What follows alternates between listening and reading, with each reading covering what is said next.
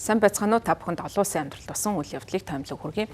Америкийн нэгдсэн улсын ерөнхийлөгч Дональд Трамп хэвлэлийн баг хурал хийсэн. За тэрээр Ираны дайнтай холбоотойгоор мэдгдлүүдийг хийсэн байна. За тэрээр хэлэхдээ Америкийн нэгдсэн улс дайнд ялж байна. Иран цэргийн чадахынхаа ихэнх хэсэг нь устгагдсан, улс орныг нь хянж байна гэж мэдгдсэн байна.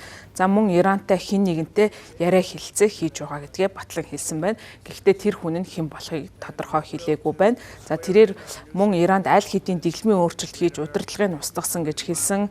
За мөн Америкийн нэгдсэн улсын зүгээс хинтээ ярилцаж байгаагаа хэлээгүй ч гэсэн хин нэгэн хүн байгаа гэдэг нь тодорхой болж байгаа юм. За гэхдээ энэ хүн хинбэ гэсэн ийм олон нийтийн дунд таамаглалыг төрүүлж байгаа.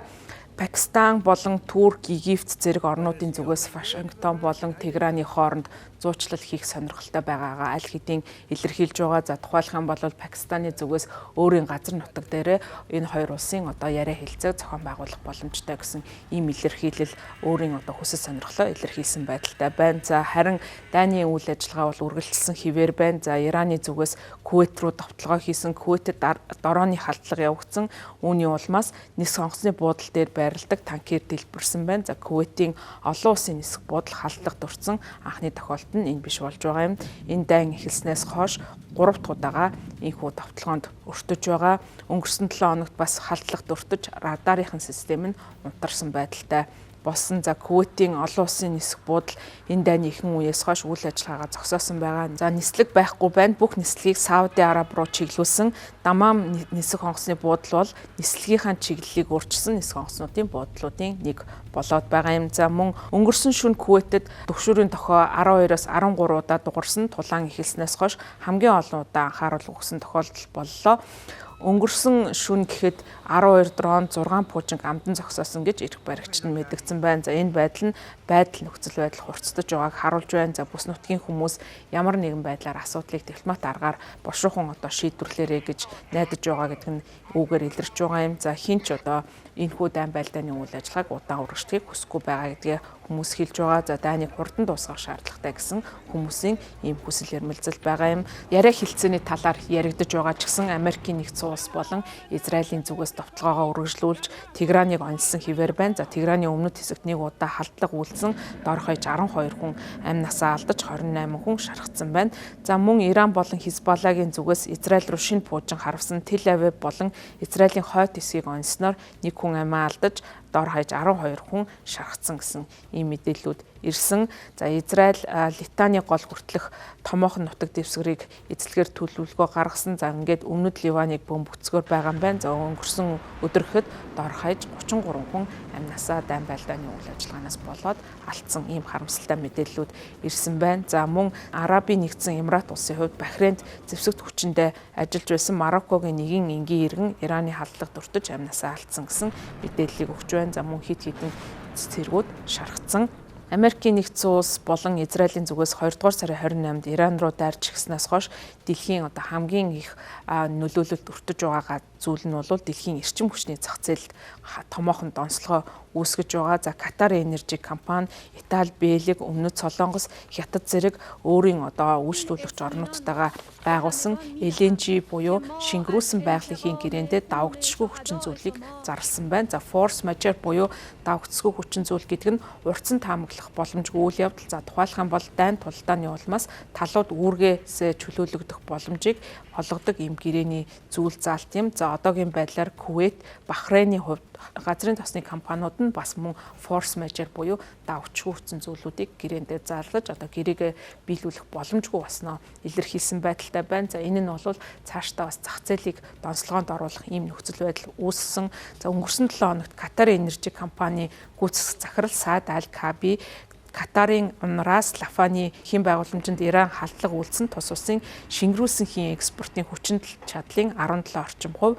За мөн одоо жилийнх нь орлогын нь 20 тэрбум $ыг нь алдагдуулсан хэрэг болсон. За нөгөөтэйгүр Европ болон Азийн зах зээлийн гол одоо үйлчлүүлэгчтэй бараа бүтээгдэхүүнээ нийлүүлэх боломжгүй байдалд нөлөөсөн гэж хэлж байгаа. За Катарын шингэрүүлсэн байгалийн галт тэрэгний 12 нь байгалийн шингэрүүлэхэд ашигладаг тоног төхөөрөмж хийнээс шингэн болгож хувиргах 2 байгууламжийн нэг нь Ираны давталгааны улмаас эвдэрсэн. За засварын ажлыг өрнүүлсэн тохиолдолд жилдээ 12.8 сая тонн шингэрүүлсэн байгалийн үйлдвэрлэлийг 3-5 жилийн хугацаанд төр зогсоох шаардлагатай нөхцөл байдал үүсэж байгаа юм. За өөрөөр хэлбэл энэхүү дайн байлдааны үйл ажиллагаа өнөөдөр дууссан ч гэсэн одоо энэ үйл дайн байлдаанаас үүсэх сөрөг нөлөөлөл 3-5 жилийн хугацаанд хадгалагдсан хэвээр байхаар харагдаж байгаа. За лхагва гарагт Америкийн нэгдсэн улсын ерөнхийлөгч Дональд Трампын мэдэгдлийн дараа Азийн биржүүдийн арилжаа эерэг байдлаар нэгдсэн. За одоо яриа хэлцээ хийж байна гэсэн ийм мэдэгдлийн дараагаар газрын тосны үн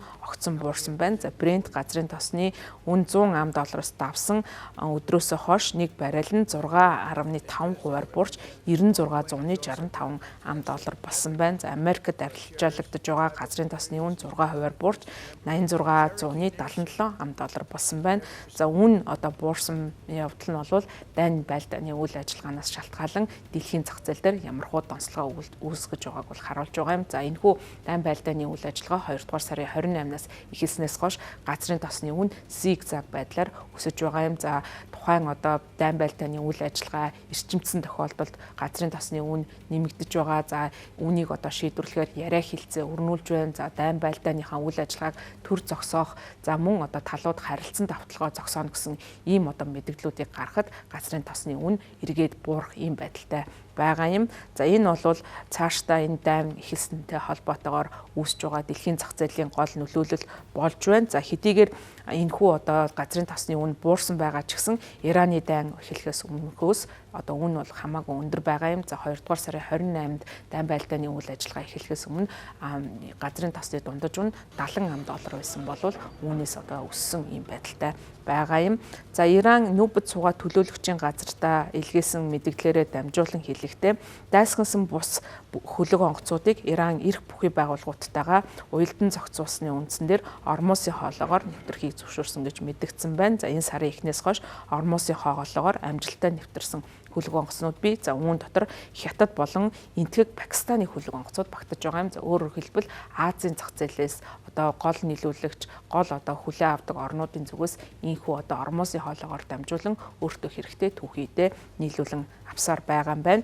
Омонтой ойрхон 2 нарийн дамжин өнгөрөх коридорыг ашиглахын оронд хөлөг онгоцуулалаараа гарлын хойд хэсэгт орших Ираны нутаг дэвсгэрийн усаар дамжин хойд зүг рүү чиглэлээ өөрчилж Ираны эрх баригчдыг замын хөдөлгөөнийг нь хянах боломжийг нь олгож байгаа юм байна. За Ормосын хоолоогоор дамжин өнгөрөхтэй холбоотой энд бол нөгөө далай тэнгисээр чөлөөтэй зорчих эрх чөлөөний асуудал яригдж байгаа. Цагаан ордны зүгээс Пакистанаар дамжуулан Иран руу илгээсэн дайныг зогсоох 15 зүйлтэй төлөвлөгөөнд голчлон энэ талаар дурддагдсан байна. За энэ талаар Америк болон Израилийн хэвлэл мэдээллийн хэрэгслүүд мэдгдсэн.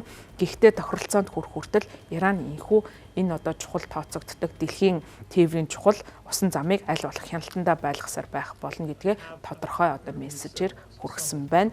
За манай улсын хувьд бол энэхүү одоо үйл явцтай холбогдуулан шатгуунтай холбоотой асуудлууд үүсэж байгаа. За бидний хувьд шатгууныхаа хэрэгцээг 100% импортоор авч байгаа. За 2025 оны эхний 1-р сард гэхэд 250.7 мянган тонн авто бензин дизелийн түвшин бүтээгдэхүүн импортлож авсан байсан. За үүнийх нь 60 гаруй хувь нь дизель түвш эзэлж байгаа юм. За дизель түвшийн хувьд манай улсын үйлдвэрлэлийн салбар, дэд бүтцэц, уул уурхайн салбарт бол чухал үүрэг нөлөөтэй байдаг. За мөн хаврын одоо тариалалт, хөдөө аж ахуйн үйл ажиллагаа эхэлж байгаа, барилга одоо болон одоо бусад дэд бүтцийн салбарын үйл ажиллагаа хавар эхэлж байгаатай холбоотой дизелийн түвшийн одоо асуудал бол би үүсгэр байна. За энэ одоо манай улсын гаднаас импортлж авч байгаа шатгуунд 60 гаруй хувийг эзэлж байгаа дизель түвшний үнэ нь нэмэгдэх нь эргээд одоо суур зардлуудыг нэмэгдүүлэх, инфляцийг хөөргөх нөлөөллийг авчирхаар байгаа юм. За манай улсын хувьд одоо өөрөөс гаднаас одоо импортлж авдаг бензин шатгууныхаа тухайд бол А92 бензинийг одоо өөр докторжуулах гэрээгээр бол тухайн бүтээгдэхүүнийг тодорхой хугацаанд үнийг нь докторжуулж байгаа. За гэвсэн хэдиж дэлхийн эдийн засагт өрнөж байгаа олон улсын зах зээл дээр үнж өсөж байгаа явдал нь бол цаашдаа манай улсын эдийн засагт одоо нөлөөлөл үзүүлэхээр байна. За энэ хүү дэлхийн эдийн засаг дээр газрын тосны үн дайн эхэлснээс хойш 60-аас 70% нэмэгдэж байгаа нь манад шууд нөлөөлөө үзүүлэх боломжтой гэдэг нь харагдаж байгаа юм. За гэхдээ бас үүнийг одоо сөрөг нөлөөллийн зэрэгцээ бас эерэг нөлөөллүүд ажиглагдаж байгаа юм. За манай улсын экспортын гол нэрийн бүтээгдэхүүн болох нүүрс, эцсээс за мөн алтны үн бол дэлхийн зах зээл дээр өндөр байгаа. За энэ нь бол эргээд бас хэдийгээр импортын одоо шатхууны үн нэмэгдэж байгаа ч гэсэн энэхүү одоо сөрөг нөлөөллийг тухайн одоо гол нэрийн бараа бүтээгдэхүүн экспортынхон гол нэрийн бараа бүтээгдэхүүнээр тэнцвэржүүлэх боломж бол ажиглагдаж байгаа. За гисэн хэдий ч бол энэхүү одоо түр шатхууны үн нэмэгдэх магадaltaй байдал нь ард иргэдийн амьдрал ахуйд шууд нөлөөлөл үзүүлэхээр байгаамаа.